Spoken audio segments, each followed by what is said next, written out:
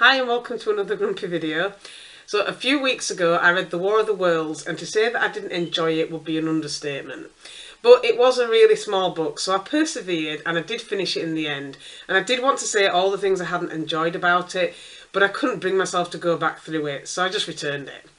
But I felt like I wanted to give this author another go, so I picked this up from the library yesterday, mainly because it was the shortest book of his I could find.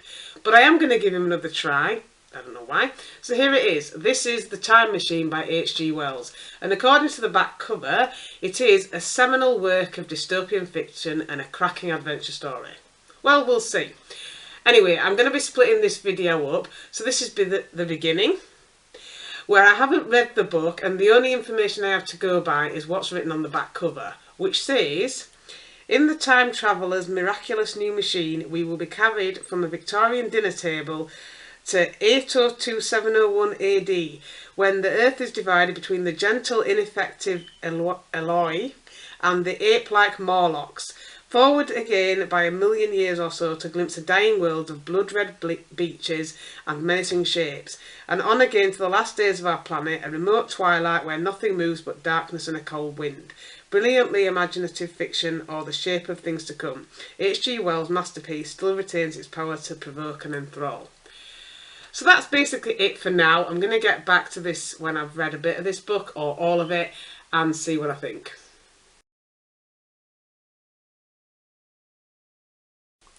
So now I've read this book, and I can't hold it up because I've returned it to the library.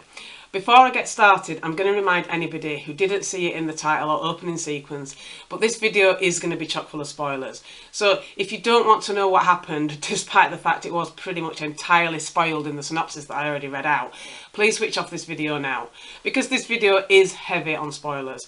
It pretty much only stops short of me dressing up in Victorian clothing and acting it out for you. I'm glad to be able to say that I did get on better with this book than I did with The War of the Worlds. Although, once again, the author did not give the name of the main character. I've only read 2 of his books so far, so I've no idea if that's a common theme throughout everything he's written, but in this book, the main character was only ever referred to by what he did, rather than his actual given name.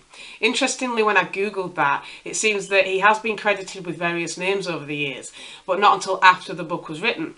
But since they're all different names, I'm going to stick with the way that he was referred to throughout this book, and point out that he wasn't the only person to be referred to by a description rather than by their proper name. This author seemed to have something against names.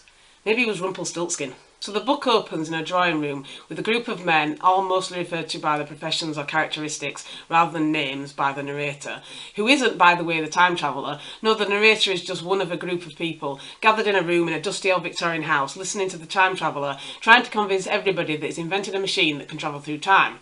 Miserable old cynics that they are, nobody seems truly convinced by his claims, until he brings out a scaled-down model around the size of a can of beans to prove he absolutely isn't lying.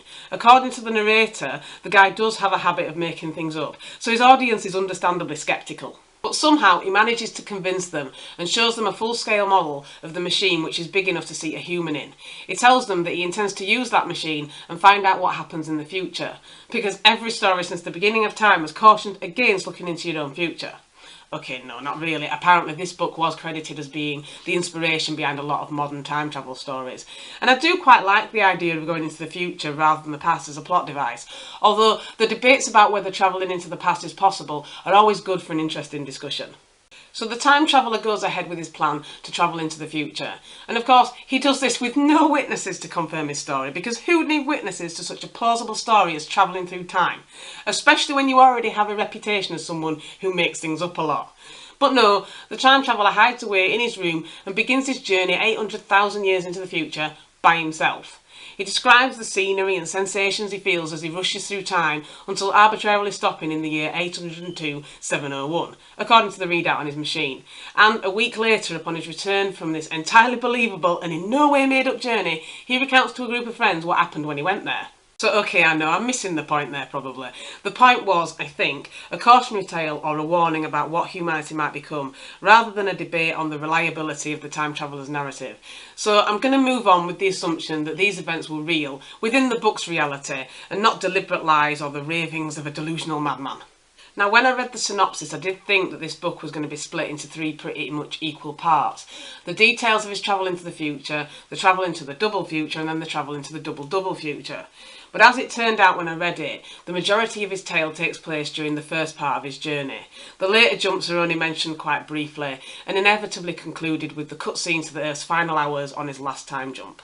So most of the story focuses on his first travel into the year 802701. Finding himself far in the future, the time traveller notes that the world has changed a great deal. Who'd have thought? But despite the futuristic surroundings, there was an air of decay and neglect to what he saw. He encountered creatures that he deduced were evolved from humanity, but they were very different to what humans are like today.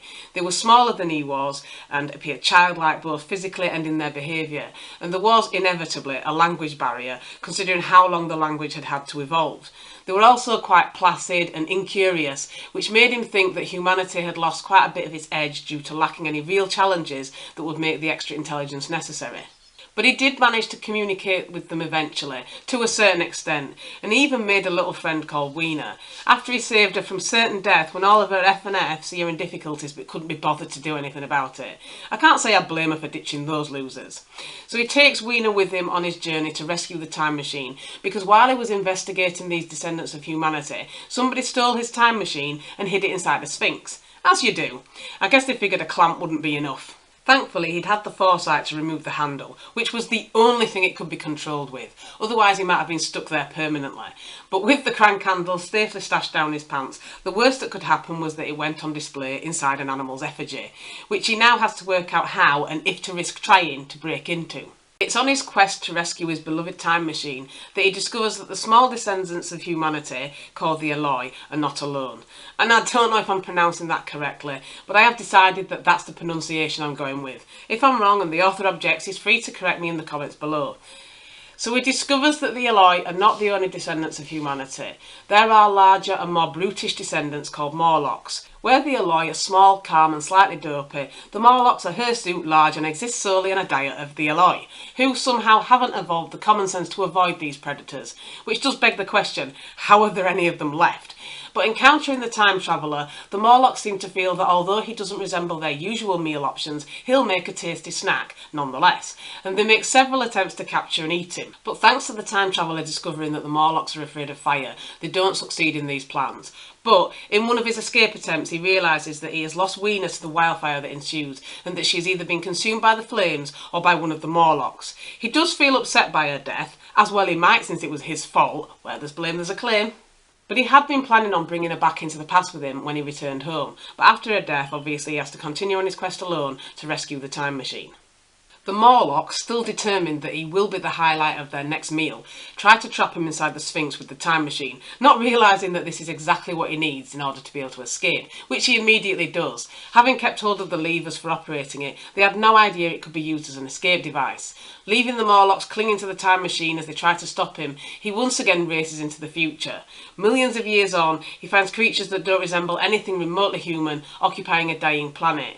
He doesn't really stop to dwell on the details of the jumps as he makes them up until the end, where he watches as the sun dies along with all the life on the planet. I had to wonder at that point how he survived the environment when nothing else could, since, as I said at the beginning, I decided to go with the premise that this story of travelling into the future was true and not just a lie to get attention.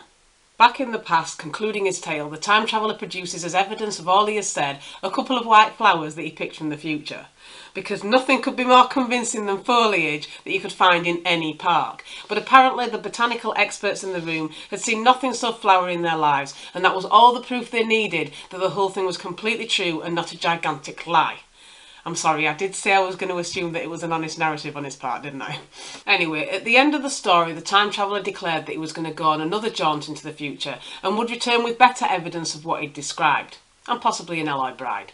But as the original narrator of the story takes over to conclude, by the end of the book, the time traveller has been gone several years, and it seems unlikely, given that he could have returned to any time he wished with the time machine, that he ever attempted to do so. So what happened to him? Did he meet a friendly Morlock and settle down to live happily ever after? Or did he just get eaten? I'm hoping to find out when the next book in the series comes out. Yes, I'm kidding, don't write in. So that's it for this video.